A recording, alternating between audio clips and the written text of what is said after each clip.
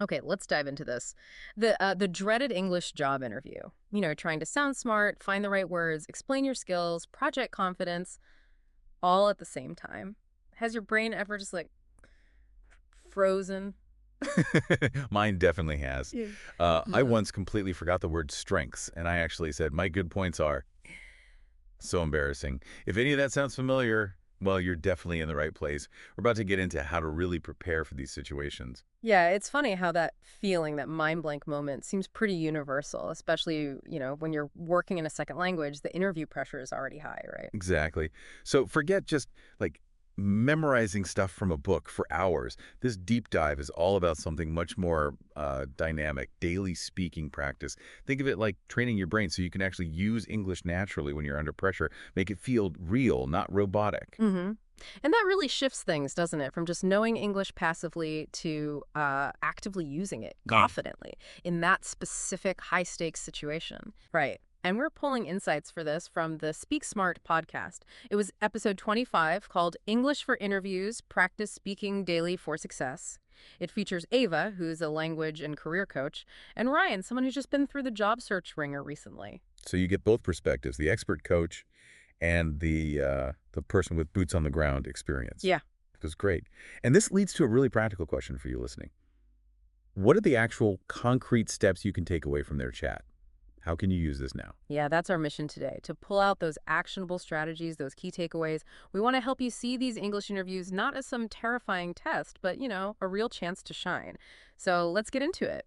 Okay, so first off, why are interviews in English uniquely challenging? Yeah. It's more than just normal interview nerves, isn't it? Oh, absolutely. It's like juggling while walking a tightrope. Maybe you've got the usual stuff, sell yourself, connect with the interviewer, but then there's this whole other layer. You need to be precise, grab the right words instantly, convey nuance, all in a language that might take more mental energy. That's a good point. The layers amplify each other. Language skill isn't just vocabulary lists. It's the cognitive demand, retrieving and using it fluently under pressure. That juggling analogy. Pretty spot on. Totally. And like Ryan mentioned in the source, if you're not speaking English regularly, that juggling act gets like 10 times harder.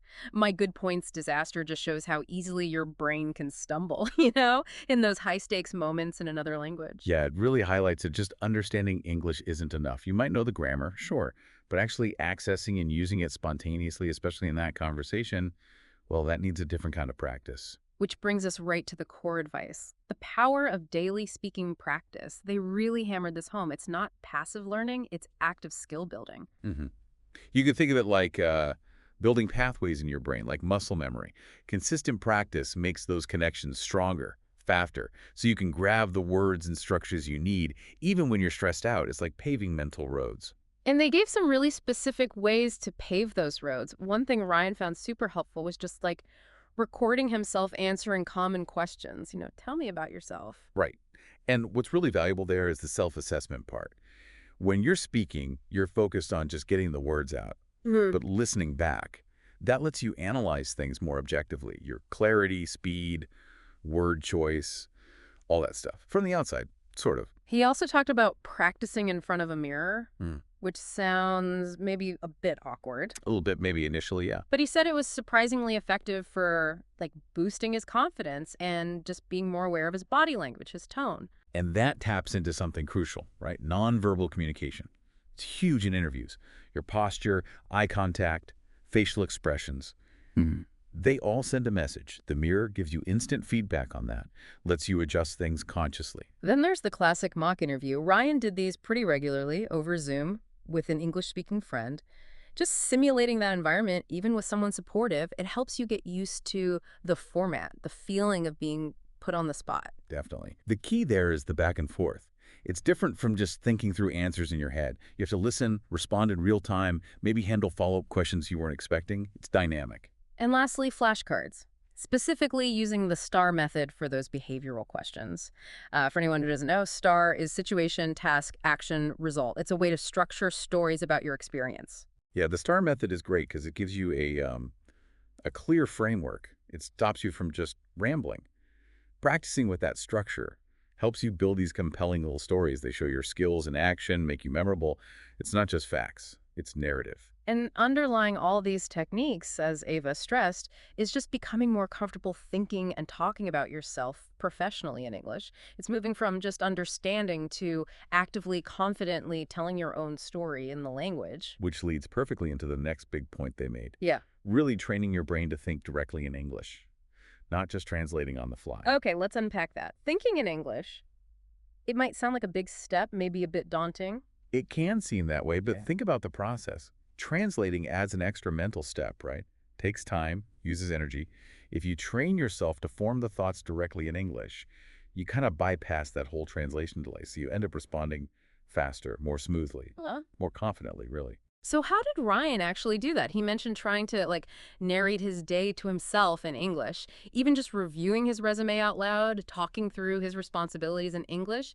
Simple stuff, but done consistently. Exactly. And the value there is you're actively recalling relevant words, relevant grammar in the context of your own actual experience. So that language becomes more available, more familiar when you actually need it in the interview room. Okay, let's get practical.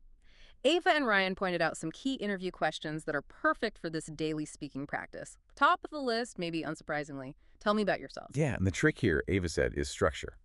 Practice a concise, relevant summary. Think past, present, future, all linked to the job you want, and try to get it under, say, 2 minutes. Practicing that timing helps. Good tip. Next, what are your strengths and weaknesses? Another classic. They really emphasize going beyond cliches here. For strengths, give real examples. For weaknesses, well, be honest, but frame it positively. Show self-awareness. Show you're working on it. hmm And this forces some genuine self-reflection first, right? Yeah.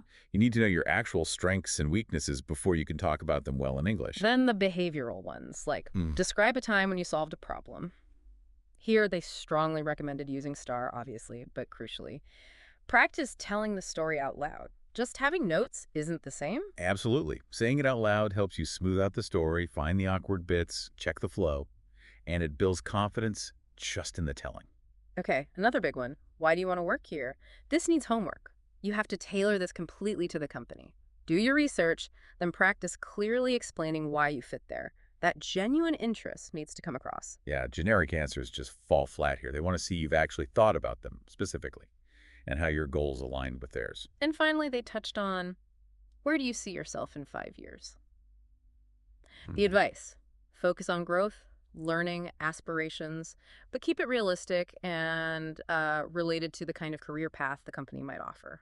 Right. They want to gauge your ambition, your vision, but also see that you're grounded, Yeah. that your goals make sense in their context. And Ryan really found that speaking these answers out loud daily just gave him a different kind of fluency, a confidence that, just writing them down didn't provide. It solidified things for him. It really drives home that idea of interview language being a performance skill. It's about communicating effectively right there in the moment, and you build that through doing it, through practice. So how does someone actually fit this into like a busy life? It sounds like a lot. But Ava and Ryan suggested a pretty neat, concise 20-minute daily routine. Sounds manageable, right? It starts super simple, a 2-minute warm-up. Just say like any 3 sentences in English about your day, just to switch your brain into English mode. Yeah, like stretching before exercise, just primes the pump, helps you shift gears from your native language. Simple but effective. Then the main part, about 10 minutes on one interview question. Pick one, answer it out loud, record it, listen back. Spot things to improve content, delivery, whatever. That cycle of speak, record, listen, adjust. That's really powerful. It's targeted practice with immediate feedback you give yourself. Next up, about 5 minutes for a star story.